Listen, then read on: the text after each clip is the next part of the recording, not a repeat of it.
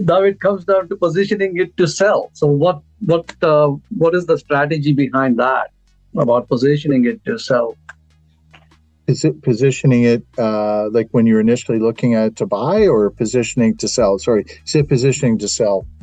Yeah, I mean, there's a whole nother course on that, basically, because there can be a lot of strategy to that when you're trying to get it ready. One of the things is when you're doing this, um, timing of the year comes into play. Even buying, quite honestly, it's the same rule. For instance, during Christmas or the holiday season, so you go through Thanksgiving into Christmas, that becomes a tougher time for collecting money. There's a higher potential of having delinquency through that time.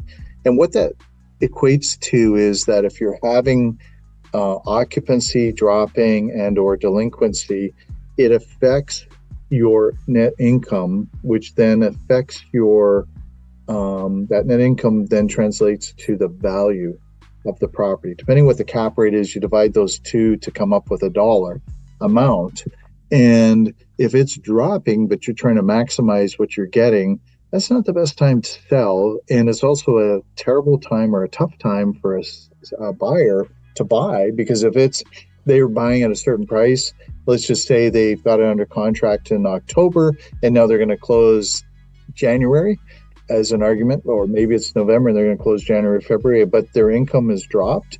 Now their proceeds on their loan is going to go down, and they're going to say, whoa, that underwriting no longer works the same, because the ratio of loan to capital employed starts to change. And so with that said, we tend to try and sell in the best months when it's leased up and things are humming. And generally during the best leasing period, our strategy is operationally to have more of those coming due, because we've got a bigger rental pool and we can rent it for the top dollar, rather than in the slow season when there's very few people and it's tough to rent.